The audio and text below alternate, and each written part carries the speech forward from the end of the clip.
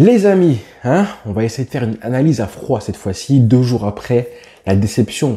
À chaud, c'est toujours un petit peu compliqué. Là, on est 48 heures après, évidemment, la déception du Barça face à Benfica au Camp Nou. On va essayer d'un petit peu analyser la situation du Barça à 2 semaines du choc face au Bayern, parce que là, on voit que la Ligue des Champions, c'est un petit peu la folie dès les poules, maintenant.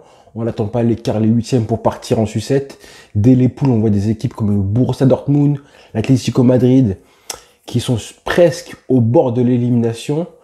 Et donc tu réfléchis, te dis, finalement, est-ce que c'est pas le niveau du Barça, l'Europa League, finalement? Ouais, je dis ça, je dis rien, mais bon, c'est peut-être un petit peu le niveau du Barça actuel. J'ai tellement honte de me dire que là, possiblement, c'est peut-être le Real Madrid, le seul club espagnol qualifié pour les huitièmes de finale, parce que évidemment, Atlético en danger, le Barça en danger, et Séville et Villarreal aussi, alors qu'on avait 5 clubs espagnols qualifiés en poule de LDC. Là, il faudra aller gagner à Munich pour le Barça.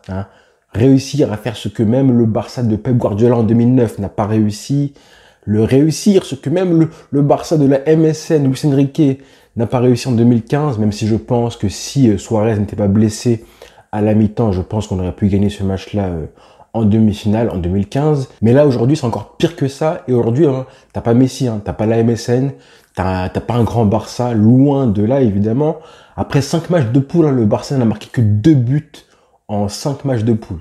2 buts, c'est vraiment très très peu. Il y a seulement le Dynamo Kiev, Malmö et évidemment le Shakhtar Donetsk qui ont fait pire que le Barça. Et ces 3 clubs-là sont déjà éliminés et finiront 4e de poule. 2 buts, c'est vraiment très peu, sachant que là, tu dois aller gagner au Bayern Munich à l'extérieur face à ce monstre européen.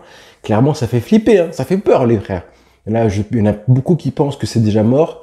Mais il faut y croire, faut commencer par y croire. Je sais pas si vous avez vu un petit peu ce que Xavi a dit après la fin du match aux joueurs du Barça. Il a demandé au vestiaire, apparemment, qui parmi vous ne pense pas qu'on peut aller gagner à Munich, à l'extérieur, ce dernier match-là, parce que lui, il y croit, et je pense que c'est un petit peu un moyen d'enlever un petit peu de la tête des joueurs que aller gagner à Munich, c'est forcément un exploit exceptionnel, incroyable.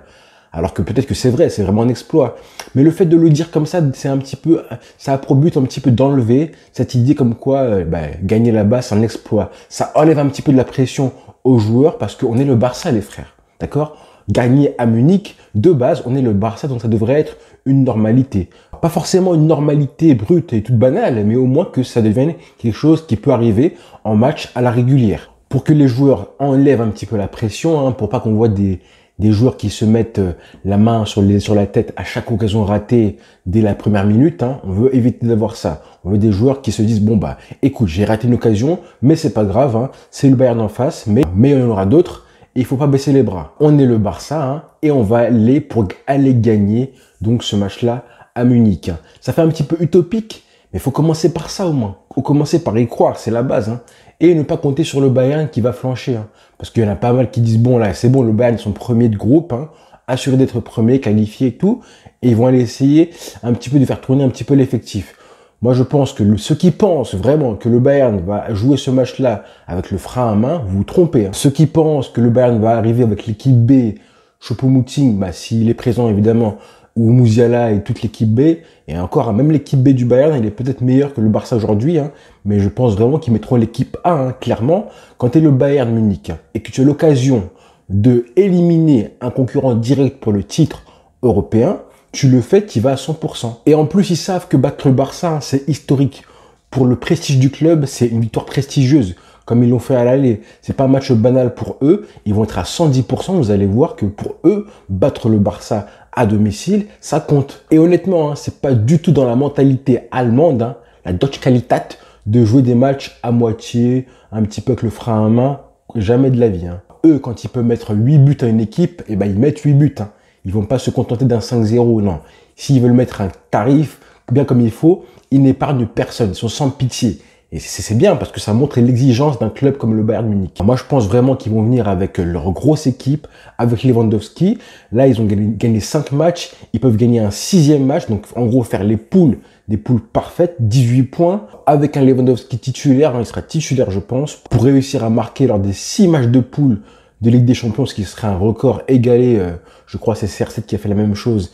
Et là, Sébastien Haller qui est aussi prêt à faire la même chose. Hein. Et je pense aussi que Lewandowski, hein, il va se venger un petit peu. S'il n'a pas le Ballon d'Or dans quelques jours, là, il va vouloir se venger un petit peu et marquer les esprits aux yeux de l'Europe pour dire que lui, il le méritait, même s'il l'a pas eu. Et je pense aussi qu'il a aussi le record de CR7, hein, de 17 buts en un an en Ligue des Champions dans la tête, qui va vouloir le battre. Je pense qu'il est armé pour le faire. Alors, du côté du Barça, il y a vraiment des choses où tu te dis des raisons d'y croire à l'exploit. Ouais, je dis exploit, mais bon, voilà, au match parfait face au Bayern Munich. Hein. Clairement, je pense qu'il y a des choses qui peuvent nous faire croire qu'on peut y arriver. Là, on a vu que Ansu Fati devrait être présent pour ce match-là. Dembélé n'a pas rechuté, Dieu merci. Hein, je parle pas trop vite, mais bon, il n'a pas rechuté. Donc, on a de quoi composer une bonne équipe, hein, parce que voilà, on a vu que là, ce match-là, face à Benfica, on n'est pas très loin d'avoir un vrai Barça. Là, face à Benfica au Camp Nou, on a vu vraiment les bases du Barça de Xavi. Les premières bases du Barça de Xavi. On a vu ce à quoi le Barça doit ressembler prochainement. Tout ce qui nous manque, hein, c'est les individualités en attaque, les armes offensives qui prennent l'équipe sur leurs épaules en attaque évidemment et qui réussissent à créer du danger, des occasions de but à partir de très peu de choses. Il nous manquait par exemple un Ousmane Dembélé qui joue 90 minutes hein, sur le côté droit plutôt que 25 minutes à peu près. Voilà, parce qu'on a vu que le côté droit était faible tout le match. Il nous manque un ailier gauche, hein, Ansu Fati ou n'importe qui. Et évidemment, hein, quand tes individualités sont absentes dans l'effectif, bah, tu as besoin de te rassurer sur les valeurs sûres de l'équipe. Sauf que là, les joueurs, c'était des joueurs qui manquent d'expérience. Des joueurs qui arrivent à créer du danger à partir de rien, comme j'ai dit. Des joueurs qui, indépendamment du collectif, hein, arrivent à te créer des situations et des occasions.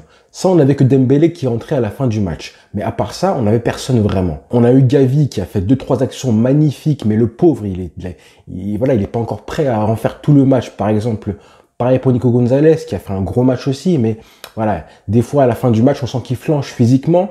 Pour 90 minutes, c'est un petit peu compliqué. Quand je vois l'Ajax qui, à tous les matchs de C1, arrive à renverser un petit peu les matchs parce que physiquement, il maltraite l'adversaire en étant tellement haut, en jouant à un jeu de passe qui fatigue, qui use mentalement l'adversaire. Tous les matchs, hein, regardez l'Ajax, tous les matchs, ils sont menés et à la fin, physiquement, grâce au football, ils arrivent à faire flancher physiquement l'adversaire et à reprendre le contrôle du match. Bah nous, ça c'est l'inverse. Hein. On flanche physiquement et à la fin, bah, du coup, on n'arrive pas à reprendre le dessus et à marquer à la fin du match. C'est ce qu'on a vu.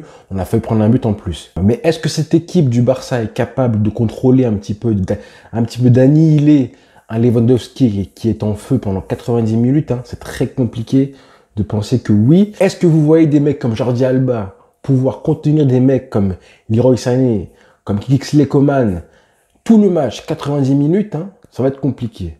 Moi, Araujo, je suis pas inquiet. Je suis pas inquiet pour lui et il a montré au match aller que Lewandowski, il a pas peur. Mais est-ce que le Barça pourra rivaliser tactiquement avec le Bayern Munich pendant 90 minutes? Bonne question. Rivaliser tactiquement. Et est-ce que physiquement, cette fois-ci, le Barça pourra tenir 90 minutes face au Bayern? Parce que là, on a vu que depuis 2 matchs, on voit qu'au bout de 60 minutes, au bout de l'heure de jeu, le Barça flanche physiquement. Est-ce que notre milieu de terrain avec Nico Gonzalez, Gavi, tous ces joueurs-là confirmés, hein, même Frenkie de Jong, Busquets, ces mecs-là confirmés, est-ce que ces joueurs-là vont réussir à avoir le contrôle du milieu de terrain comme on l'a eu face à Benfica et jouer haut face à des mecs comme Goretzka, comme Tolisso, comme Müller aussi?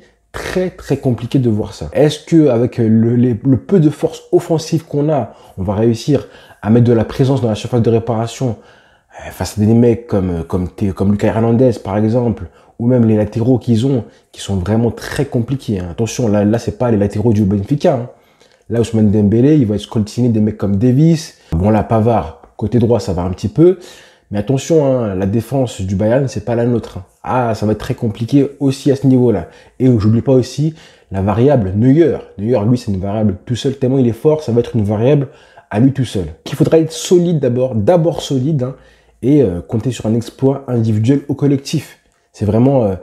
si on réussit à garder notre cage inviolée, grâce à Ter Stegen et à notre défense, à Araujo, etc., pourquoi pas? Il faudra d'abord être solide et compter sur un exploit individuel ou collectif, et surtout collectif. Alors oui, le match est à huis clos, c'est un petit peu de la chance pour nous, hein, j'ai envie de dire un petit peu de la chance, même si voilà, c'est pour le Covid, donc c'est une mauvaise nouvelle. Le PSG a gagné À Munich, rappelez-vous, au printemps dernier, quand il neigeait, ben, c'était à huis clos aussi. Donc pourquoi pas, ça avantage un petit peu les clubs qui jouent à l'extérieur, c'est vrai. Mais ça reste le Bayern Munich, hein, quoi qu'il arrive, avec ses forces, ses faiblesses, très peu de faiblesses, hein, mais qui voudra forcément marquer un grand coup en éliminant le Barça. Mais le Barça doit absolument se dire qu'il faut gagner. Hein.